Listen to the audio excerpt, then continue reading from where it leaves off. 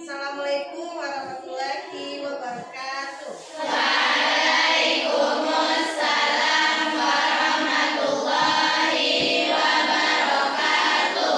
Selamat siang anak-anak semua.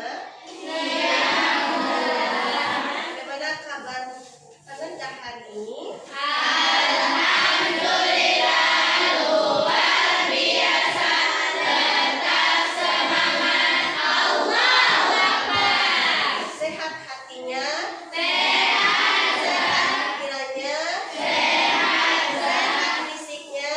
sehat. Oke.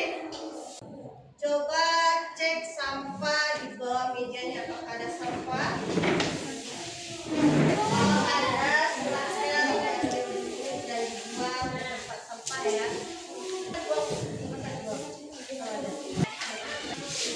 Oke, sudah? Saudara, Meja dan kursinya. Sebelum kita mulai pembelajaran, maka lebih baiknya kita berdoa dulu agar pembelajaran kita hari ini berjalan dengan lancar dan menjadi berkah. Siapa ketua kelasnya?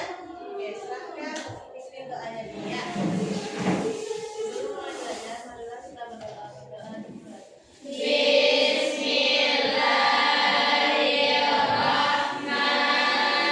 Bismillahirrahmanirrahim. Rabbi sholli sadri wa yassirli amri wahlul 'uqdatam min lisani yafqahu qawli. Rabbi zidni ilman warzuqni fahman. Amin. Oke, siapa yang nggak hadir hari ini? Gizira, Selain Cici kemana? Zahira, Selain Cici siapa lagi? Tadi pas jam istirahat sudah makan semuanya. saudara, Masih semangat belajar hari ini? masihlah. Sebelum kita belajar, kita explain dulu sebentar ya. Masih semuanya berdiri. Salah contohkan, kita speaking berkesadaran. Kita contohkan ya. Aku tahu, aku sadar, ku lakukan. Aku tahu, aku sadar, ku lakukan. Aku tahu, aku sadar, aku tahu, aku sadar, aku tahu, aku sadar, ku lakukan. Saya kira-kira? Bisa. 3, 2, 1. Aku tahu, aku sadar, ku lakukan. Aku tahu, aku sadar, ku lakukan. Aku tahu, aku sadar, aku tahu, aku sadar, aku tahu, aku sadar, ku lakukan. Oke, terima kasih. Silakan. Oke, sebelumnya minggu kemarin kita sudah bahas tentang berpikir komputasional. Masih ingat? Masihlah. Sekarang kita lanjut ya. Adapun tujuan pembelajaran kita hari ini, nanti antum semuanya bisa memahami apa itu pengertian berpikir komputasional. Mengapa kita perlu belajar berpikir komputasional ini? Apa kaitannya dengan komputer? Yang kedua, mengenal 4 pilar berpikir komputasional. Kemudian yang terakhir, bagaimana kita menerapkan berpikir komputasional ini dalam kehidupan sehari-hari. Pertanyaan penting.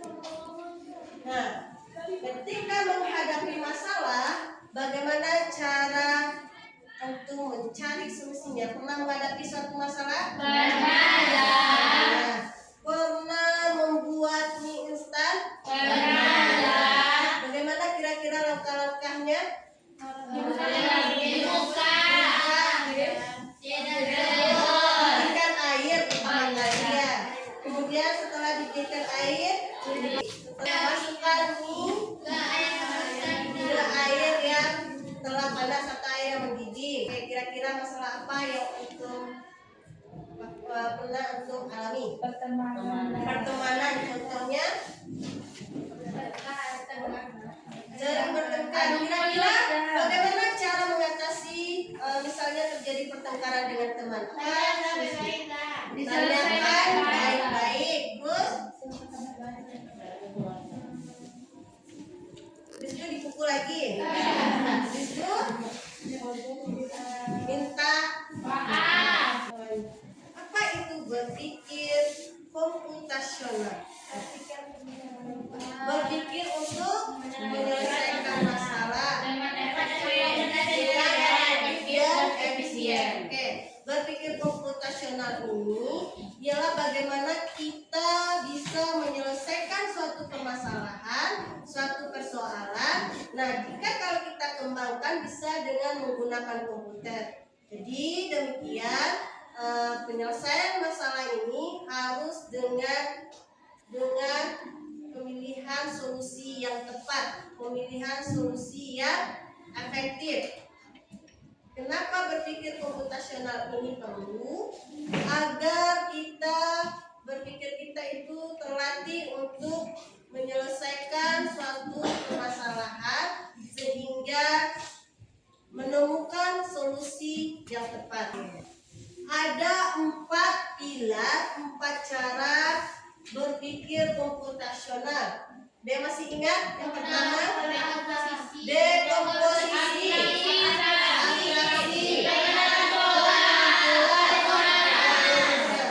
Dekomposisi apa? Masih ingat? Oke, dekomposisi itu membagi masalah kompleks menjadi bagian-bagian kecil. Atau kita mempunyai masalah yang besar, masalah yang rumit. Kemudian kita kelompokkan, kita bagi masalah itu menjadi bagian-bagian kecilnya agar mudah menemukan solusi yang tepat. Contoh sederhana kita di kelas, misalnya salsa piket kelas ya. Kalau salsa mengerjakan sendiri kira-kira berat apa tidak? Berat. Supaya pekerjaannya terasa ringan, permasalahannya terselesaikan bagaimana? Dibagi ya, kita bagi tim pengerjaannya.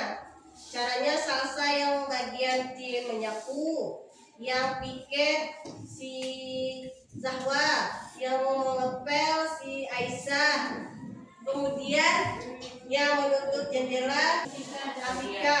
Nah, kalau pembagian piket kita sudah dibagi-bagi tugasnya, kemudian dilakukan secara bersama, kira-kira mudah apa tidak?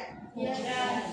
Nah, itu termasuk dengan dekomposisi, yaitu kita membagi masalah besar atau mengelompokkan masalah menjadi bagian-bagigan kecilnya. Sekarang lanjut yang kedua, atraksi. Atraksi fokus pada hal-hal yang penting saja dan mengabaikan detail tidak perlukan. Contoh, antum disuruh bikin denah kelas. Nah, kalau kita bikin denah kelas, berarti yang perlu digambarkan apa saja? Meja, kursi, papan tulis. Apakah perlu juga digambarkan isi tasnya di sana? Tidak. Nah, itu termasuk dengan bagian atraksi, yaitu fokus pada poin pentingnya saja dan mengabaikan detail tidak diperlukan. Contohnya kita membuat denah kelas. Berarti yang kita perlu gambarkan hanya yang poin pentingnya aja seperti meja, kursi, dan papan tulis. Yang isi tas kita tidak perlu kita gambarkan juga di sana. Itu yang dinamakan dengan atraksi, fokus pada permasalahannya aja, kemudian mengabaikan permasalahan-permasalahan yang tidak diperlukan. Kemudian yang ketiga ada pattern recognition atau yang disebut dengan pengenalan pola. Baik, pengenalan pola Dari kesalahan antara bagian-bagian Oke. Contoh, misal antum pernah membuat pesawat dari kertas. Nah, kemudian dilipatkan pesawat dari kertas. Kemudian lipatan dari polanya itu juga bisa dibuatkan ke bentukan yang lain. Bisa apa tidak? Bisa. Yang dinamakan dengan pengenalan pola. Yang terakhir ada algoritma. Algoritma ini adalah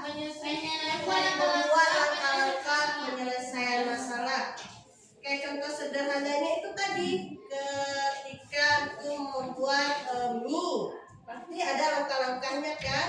Kemudian misalnya memasang tali sepatu, apa langkah pertamanya memasang sepatu? Ambil sepatu, pasang kaos kaki, masukkan kaki, habis itu ikat talinya sampai selesai ya. Nanti begitu juga dengan masalah dalam kehidupan.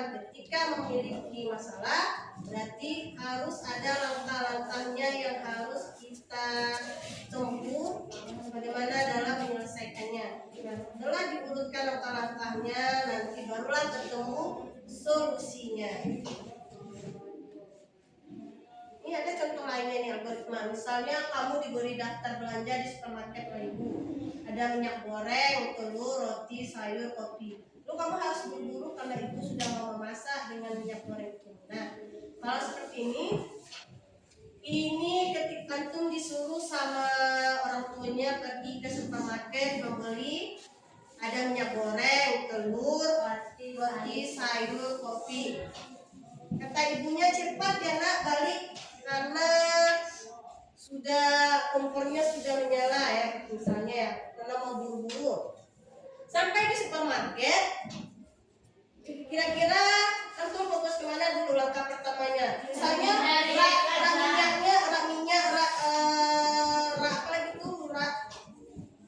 rak telurnya ada di bagian samping lantai 1. Apakah harus ke lantai 2 dulu? Tidak. Berarti kita langkah pertamanya mencari rak terdekatnya. Kemudian mana yang lebih dekat, lanjut nanti ke rak sampai ke rak kopi.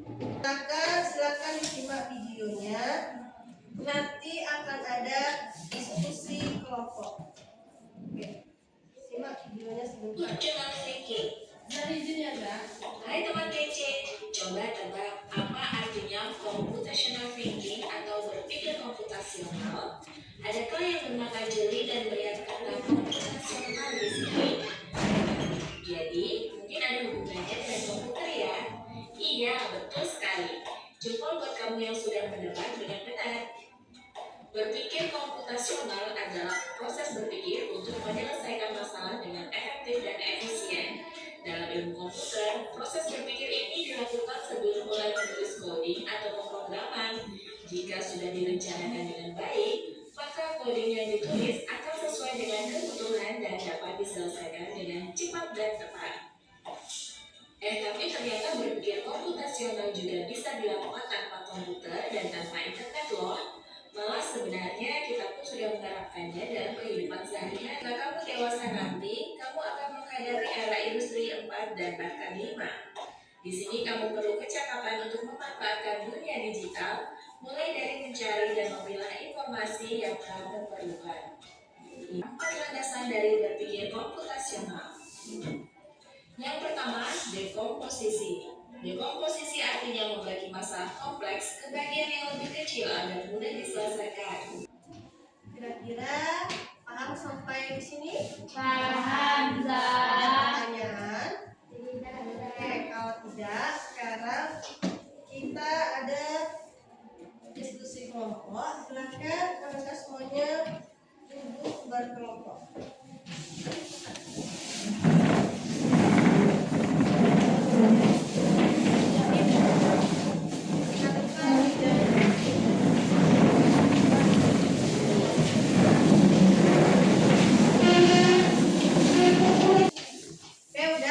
Dapat dan duduk berkelompok.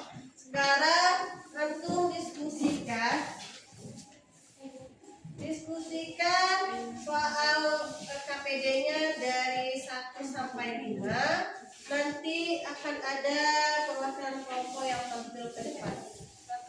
Saya kasih waktunya sekitar 10 menit. Kira-kira cukup?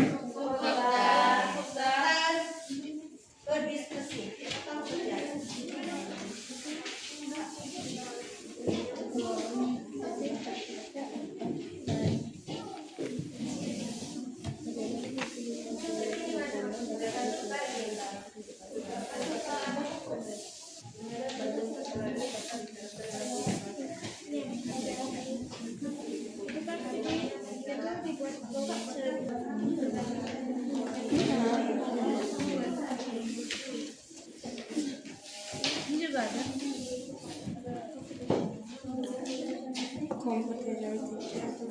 merupakan hasil berpikir. Bagaimana berpikir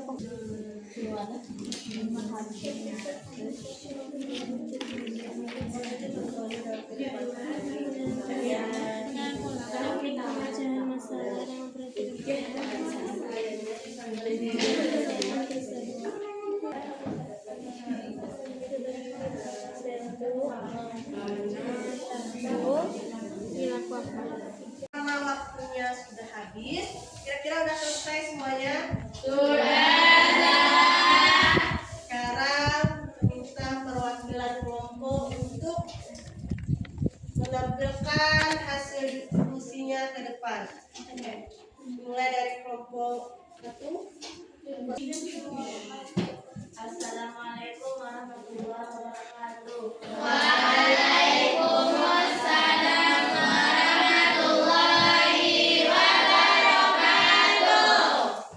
Baiklah, ini hasil diskusi kelompok 1 menurut kami. Berpikir komputasional ini dapat diterapkan dalam kehidupan sehari-hari, yang mana contoh sederhananya bisa kita ambil dari penyelesaian masalah yang diawali dengan dekomposisi. Sekian dari diskusi kelompok 1. Assalamualaikum warahmatullahi wabarakatuh.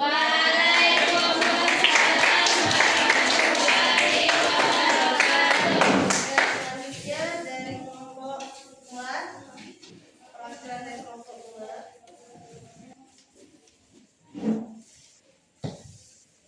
Assalamualaikum warahmatullahi wabarakatuh.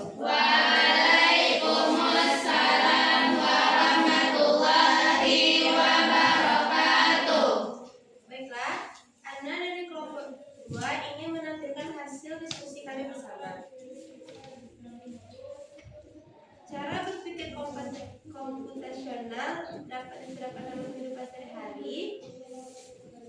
Itu bisa berpikir dalam penerapan yang kehidupan sehari-hari. Anda membuat dan teman-teman kelompok Anda membuat salah satu contohnya.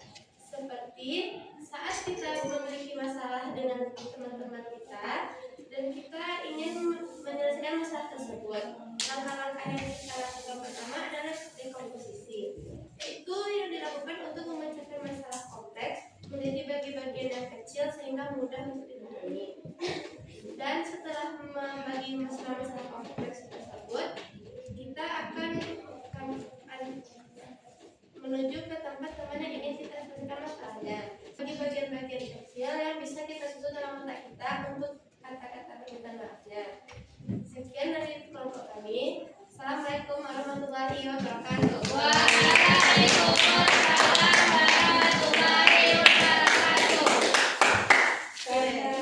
Oke, sudah berakhir ya semua diskusi kelompok kita hari ini. Kira-kira berpikir sudah paham dengan apa itu berpikir komputasional dengan 4 pilar berpikir komputasional? Kita menutup pembelajaran hari ini. Kira-kira siapa yang bisa menyimpulkan pembelajaran hari ini? Oke, pada Safira, silakan. Sana aja.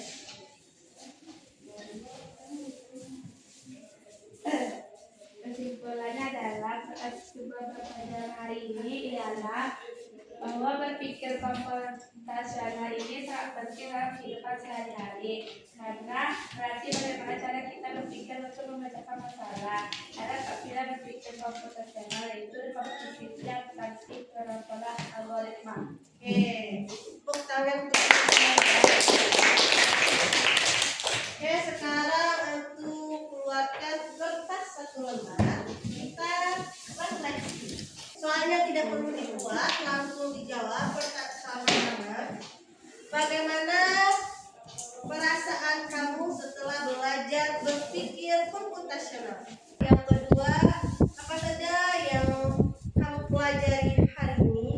Sudah selesai, silakan kumpulkan ke depan.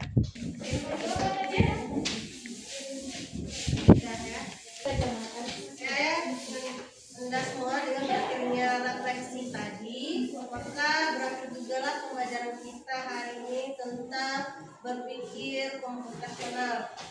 Untuk materi selanjutnya kita akan masuk ke algoritma. Ya, sekarang sudah nanti ada tugasnya.